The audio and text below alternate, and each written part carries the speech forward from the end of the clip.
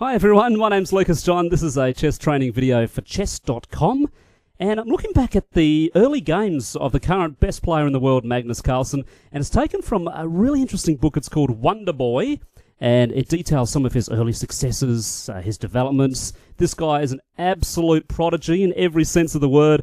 He was amazing as a child, and one of the games that I want to show you today is one where he played Garry Kasparov in 2004. This was played in Norway. And you've got to see it from Garry Kasparov's perspective, okay? This guy has been champion of the world for a couple of decades. He's won so many tournaments against Karpov and the world's best. And there he is, playing a child. And he's got no idea that this is a future best player in the world, okay? He knows that he's pretty good, but he's got no idea how good. Because at this stage, Magnus Carlsen was only ranked around 2,500. Now, yeah, for a child, that is phenomenal. That's amazing. But still, it didn't put him in the top 20, top 30 players in the world at that stage. So he's on 2,500. This game was played in 2004. And I can imagine if I was Garry Kasparov, I'd be thinking, oh, I don't want to lose. This would be embarrassing. You never want to lose to a child. And in fact, you never want to lose to someone ranked, 200 at least below you on the rating scales. So this is a game where Magnus Carlsen has played white, and Garry Kasparov is playing the black pieces. And so we'll have a look at how the game progressed. Now, fairly standard opening. I might put the Houdini analysis engine on. Houdini is currently ranked as the best analysis in the world. It beats all the other chess computers. So I know you would never do this, but if you want to cheat on chess.com, Houdini would be the one to do. And that's why I mainly only play blitz games on chess.com, because there's much less chance of someone actually cheating. Now, let's go through this game. The opening from Magnus Carlsen. Remember, Magnus is playing the white pieces.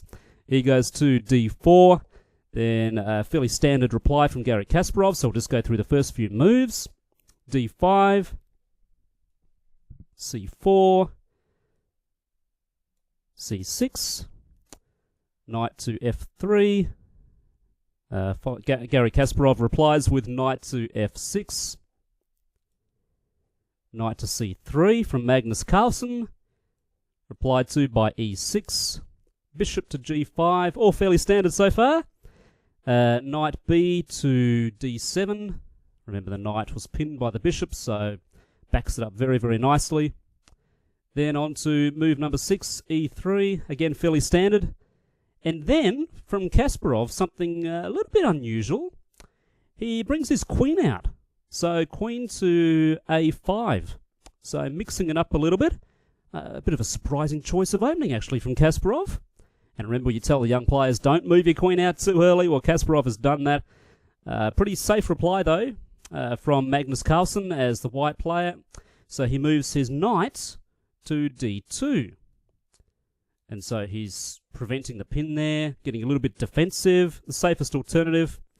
So then Kasparov replies with the bishop to b4. And so he's got his queen backing up the bishop. He's starting to attack on the queen's side, as you can see there. And so Magnus Carlsen has got to think, okay, what do I do to back it up? He's moving his queen forward, which is a pretty good move, because then he's got room to castle if he wants to. He can move his rook across. And so he's thinking, okay, there's an all-out attack going on the queen side. I better mobilize some pieces to try and defend against that.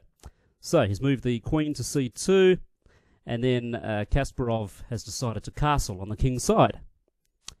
Now, Magnus Carlsen moves bishop to e2.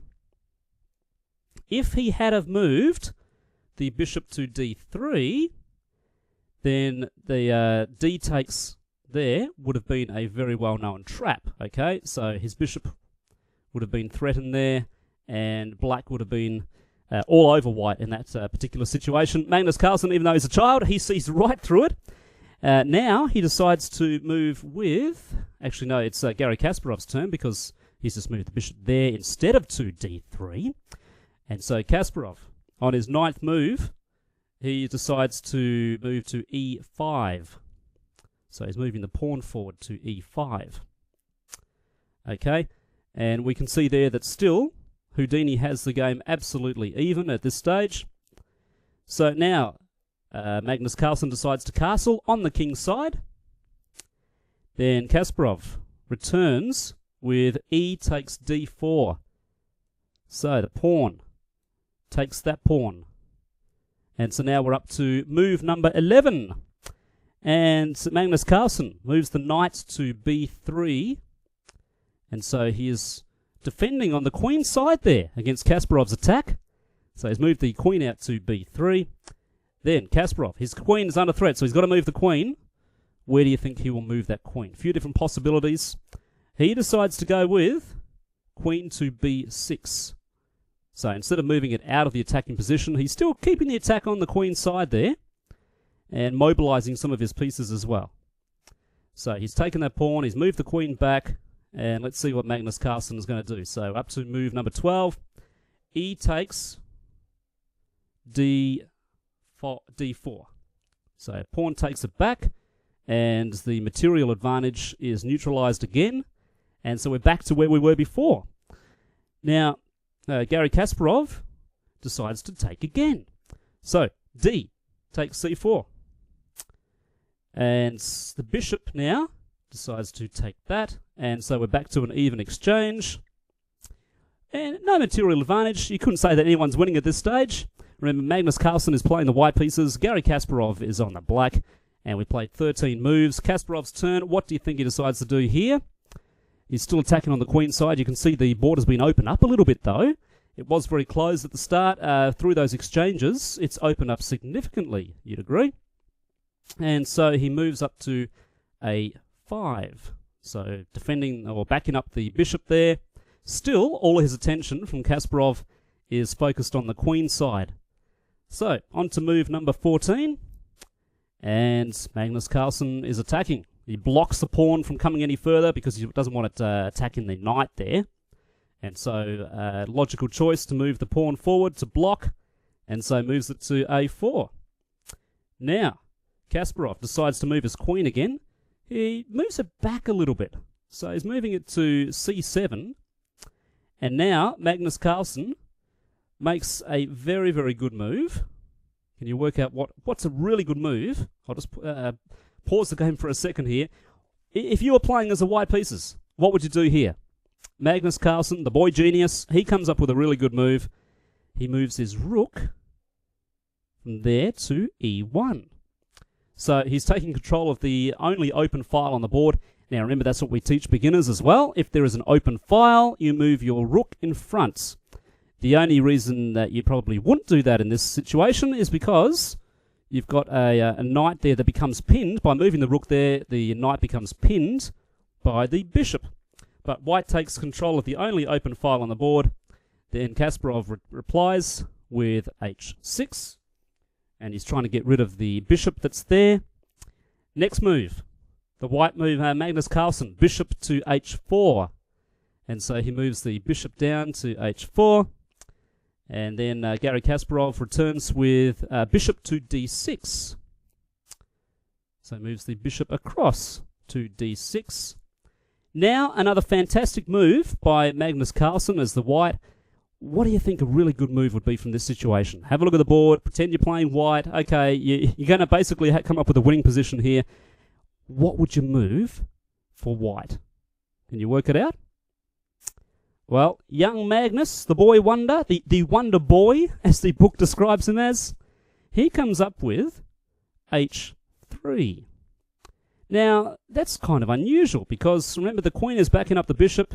It's attacking there, so he saved the piece from being taken, but he also lets the bishop get down there. He could move the king, move the pawn forward, try and trap the bishop. There's a few different options.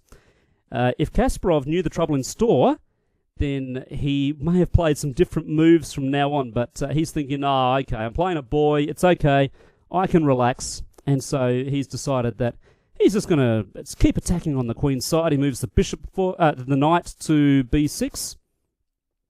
And then another fantastic move from Magnus Carlson as white. The bishop takes f6. And so he's taken the knight. Now Kasparov, he's moved his knight away, so what do you think he does in this situation? The knight takes that bishop, c4.